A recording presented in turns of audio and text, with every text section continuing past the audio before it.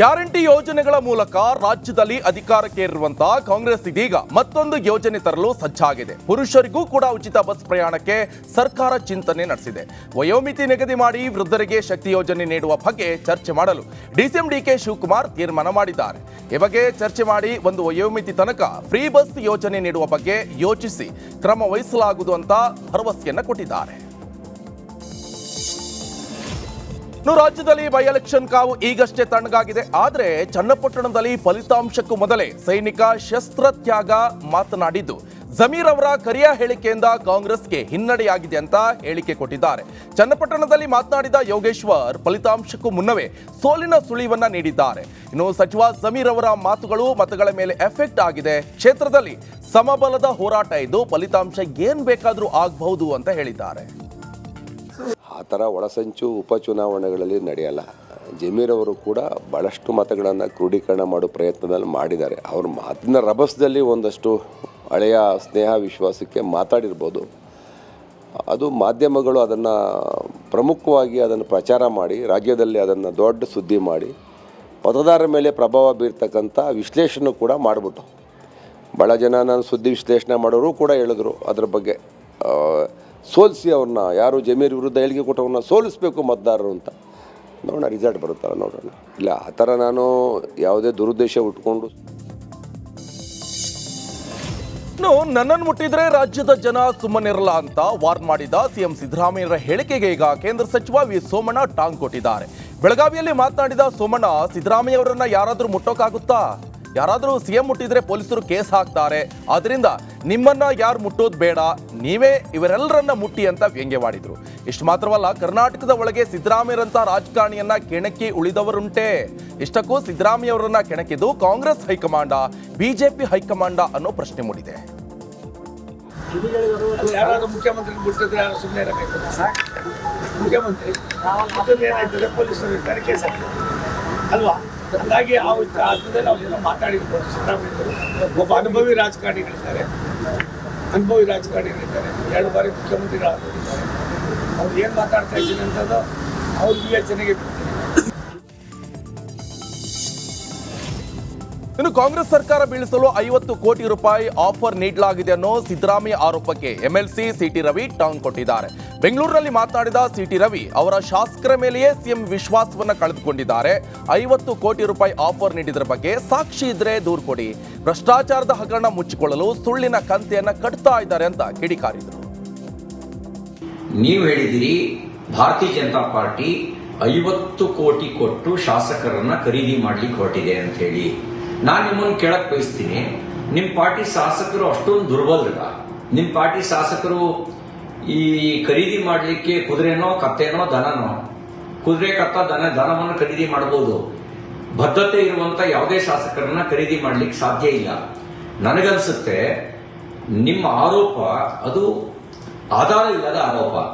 ನಿಮ್ಮ ಆರೋಪಕ್ಕೆ ಏನಾದರೂ ಆಧಾರ ಇದ್ರೆ ನಾನು ನಿಮಗೆ ಪ್ರಶ್ನೆ ಮಾಡ್ಲಿಕ್ಕೆ ಬಯಸ್ತೇನೆ. ಯಾರು ಖರೀದಿ ಮಾಡ್ಲಿಕ್ಕೆ ಪ್ರಯತ್ನ ಪಟ್ರು, ಯಾರನ್ನ ಖರೀದಿ ಮಾಡ್ಲಿಕ್ಕೆ ಪ್ರಯತ್ನ ಪಟ್ರು, ಯಾವಾಗ ಖರೀದಿ ಮಾಡ್ಲಿಕ್ಕೆ ಪ್ರಯತ್ನ ಪಟ್ರು? ನಿಮ್ಮ ಹತ್ರ ಸಾಕ್ಷಿ ಇದ್ರೆ ದೂರು ಕೊಡಿ. ಮೂಡಾದಲ್ಲಿ ನಡೆದಿರುವ ಸೈಟ್ ಸ್ಕ್ಯಾಮ್ಗೆ ಸಂಬಂಧಪಟ್ಟಂತೆ ಜಾರಿ ನಿರ್ದೇಶನಾಲಯದಿಂದ ತನಿಖೆ ಜೋರಾಗಿದೆ. ಸೈಟ್ ಹಂಚಿಕೆಯಾದ ಸಂದರ್ಭದಲ್ಲಿ ಮೂಡಾದಲ್ಲಿರುವಂತಹ ಅಧಿಕಾರಿಗಳು ಮತ್ತೆ ಸಿದ್ದರಾಮಯ್ಯ ಆಪ್ತರಿಗೆ ಇಡಿ ಶಾಕ್ ಕೊಟ್ಟಿದೆ.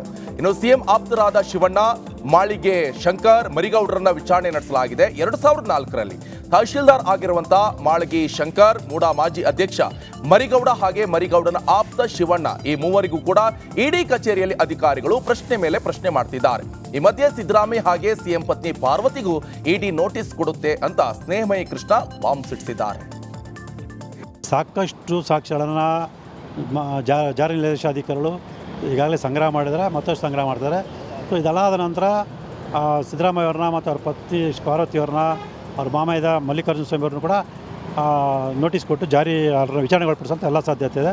ಸೊ ಈಗೆಲ್ಲ ಇನ್ನದರಲ್ಲೇ ಅಂದರೆ ಈ ಥರ ತನಿಖೆಯಿಂದ ತಮ್ಮ ಆರೋಪ ಸಾಬೀತಾಗಿ ತಮಗೆ ಶಿಕ್ಷೆ ಆಗುತ್ತೆ. ಏನು 40 ವರ್ಷ ನನ್ನ ಉದ್ದ ಸಣ್ಣ ಚುಕ್ಕಿ ಇಲ್ಲ ಅಂತ ಹೇಳ್ತಿದ್ರು, ಇವಾಗ ಮಸೀನೇ ಬೆಳ್ಕೊಂಡಿದ್ದೀವಿ ಅನ್ನೋದು ಗೊತ್ತಾಗ್ತದೆ ಅಂತ ಗೊತ್ತಾಗಿದೆ. ಹಾಗಾಗಿ ಆತಂಕಕ್ಕೊಳಗಾಗಿ ಸಿದ್ದರಾಮಯ್ಯ ಅವರು ಈ ರೀತಿ ಮಾತಾಡ್ತಾರೆ ನಾವು ಗಮನಿಸ್ಬೋದು. ಸಾಕು ಇನ್ನು ಬಿಜೆಪಿ ನಾಯಕರ ವಿರುದ್ಧ ಕಾಂಗ್ರೆಸ್ ಸರ್ಕಾರ ಕೊರೋನಾಸ್ತ್ರ ಪ್ರಯೋಗ ಮಾಡಲು ಮುಂದಾಗಿದೆ. ಕೋವಿಡ್ ಕಾಲದ ಅಕ್ರಮದ ತನಿಖೆಗೆ ಸಿದ್ದರಾಮಯ್ಯ ಸರ್ಕಾರ ಗ್ರೀನ್ ಸಿಗ್ನಲ್ ಅನ್ನು ಕೊಟ್ಟಿದೆ. ಯಡಿಯೂರಪ್ಪ ನೇತೃತ್ವದ ಬಿಜೆಪಿ ಸರ್ಕಾರ ಪಿಪಿಇ ಕಿಟ್ ಹಾಗೆ ರೆಮಿಡಿಸಿವಿಯರ್ ಇಂಜೆಕ್ಷನ್ ಕೊರೋನಾ ಉಪಕರಣಗಳನ್ನ ಖರೀದಿ ಮಾಡಿತ್ತು. ಆದರೆ ಈ ಉಪಕರಣಗಳ ಖರೀದಿಯಲ್ಲಿ ಅಕ್ರಮ ಆಗಿದೆ ಅಂತ ಕಾಂಗ್ರೆಸ್ ಸರ್ಕಾರ ತನಿಖಾಸ್ತ್ರ ಪ್ರಯೋಗಿಸಿದೆ. ಕೋವಿಡ್ ಅಕ್ರಮದ ತನಿಖೆಗೆ ಎಸ್ಐಟಿ ರಚನೆ ಮಾಡಲು ಸಿದ್ದರಾಮಯ್ಯ ಸರ್ಕಾರ ತೀರ್ಮಾನ ಮಾಡಿದೆ. ನಿನ್ನೆ ನಡೆದ ಸಚಿವ ಸಂಪುಟ ಸಭೆಯಲ್ಲಿ ಎಸ್ಐಟಿ ತನಿಖೆಗೆ ಗ್ರೀನ್ ಸಿಗ್ನಲ್ ಕೊಡಲಾಗಿದೆ. ಕ್ಯಾಬಿನೆಟ್ ಸಬ್ ಕಮಿಟಿ ತನ್ನ ಏನು ಶಿಫಾರಸನ್ನು ಕ್ಯಾಬಿನೆಟ್ಗೆ ಒಪ್ಪಿಸ್ಬೇಕಾಗಿತ್ತು, ಒಪ್ಪಿಸಿದ್ವಿ. ಆ ಹಿನ್ನೆಲೆಯೊಳಗೆ ಇವತ್ತು SIT ಮಾಡೋದು ನಿರ್ಣಯ ಮಾಡಿದ್ದೀವಿ. ಇನ್ನೊಂದು 2-3 ದಿವಸದಲ್ಲಿ ಅದಕ್ಕೆ ಬೇಕಾಗಿರ್ತಕ್ಕಂಥ ಆದೇಶಗಳೆಲ್ಲ ಹೊರಡ್ತಾವೆ. ಕ್ಯಾಬಿನೆಟ್ ಸಬ್ ಕಮಿಟಿ ಸಂವಿಧಾನ ಶಿಲ್ಪಿ ಅಂಬೇಡ್ಕರ್ ಅವರನ್ನ ಅವಮಾನಿಸಿರುವಂತಹ ಕಾಂಗ್ರೆಸ್ ನಾಯಕ ಅಜಂಪೀರ್ ಖಾದ್ರಿಯನ್ನ ಬಯ್ಯೋ ಭರದಲ್ಲಿ ಬಿಜೆಪಿ ಶಾಸಕ ಬಸವನಗೌಡ ಪಾಟೀಲ್ ಯತ್ನಾಳ್ ಹೊಸ ವಿವಾದವನ್ನ ಸೃಷ್ಟಿಸಿದ್ದಾರೆ. ಗಾಂಧಿಗೆ ಮಹಾತ್ಮ ರಾಷ್ಟ್ರಪಿತ ಅನ್ಬೇಡಿ, ದೇಶಕ್ಕೆ ಅಪ್ಪ ಇರ್ತಾರಾ ಅನ್ನೋ ಮಾತುಗಳನ್ನಾಡಿ ಹೊಸ ವಿವಾದಕ್ಕೆ ಯತ್ನಾಳ್ ವೇದಿಕೆ ಹಾಕಿದ್ದಾರೆ.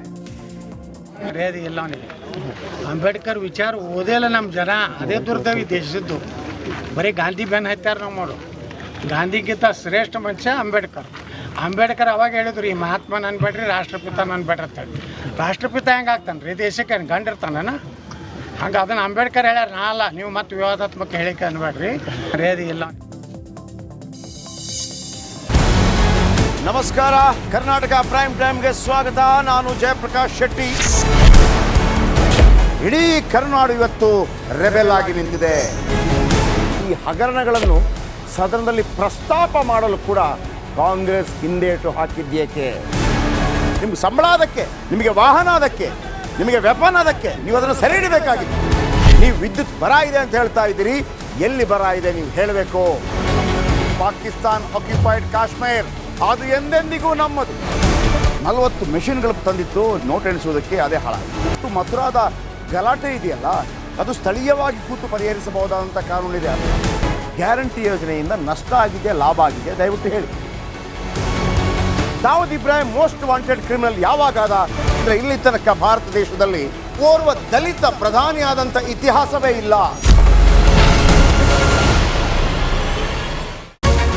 ರಿಪಬ್ಲಿಕ್ ವರ್ಲ್ಡ್ ಆಪ್ ಇದು ಕೇವಲ ಅಪ್ಲಿಕೇಶನ್ ಅಲ್ಲ, ಸಮಗ್ರ ಸುದ್ದಿಗಳ ಸಂಪರ್ಕ ಮಾರ್ಗಕ್ಕೆ ಕ್ರಾಂತಿಕಾರಿ ಬದಲಾವಣೆ. ರಿಪಬ್ಲಿಕ್ ವರ್ಲ್ಡ್ ಆಪ್ ಕೇವಲ ಸುದ್ದಿ ಅಪ್ಲಿಕೇಶನ್ ಅನ್ನ ಪರಿಚಯ ಮಾಡ್ತಾ ಇಲ್ಲ, ಬದಲಾಗಿ ಡಿಜಿಟಲ್ ಸುದ್ದಿ ಬಳಕೆಯ ಹೊಸ ಯುಗಕ್ಕೆ ನಾಂದಿ ಹಾಡ್ತಾ ಇದೆ. ಇದೊಂದು ಬ್ರೇಕಿಂಗ್ ನ್ಯೂಸ್, ಪ್ರಭಾವಶಾಲಿ ಕಾರ್ಯಕ್ರಮಗಳಿಗೆ ಗಟ್ಟಿಯಾದ ವೇದಿಕೆ. ರಿಪಬ್ಲಿಕ್ ವರ್ಲ್ಡ್ ಅಪ್ಲಿಕೇಶನ್ ಈಗ ಲೈವ್ ಆಗಿದೆ. ಗೂಗಲ್ ಪ್ಲೇಸ್ಟೋರ್ ಮತ್ತು ಆಪಲ್ ಆಪ್ ಸ್ಟೋರ್ ಎರಡರಲ್ಲೂ ಲಭ್ಯವಿದೆ. ಈಗಲೇ ಡೌನ್ಲೋಡ್ ಮಾಡಿ.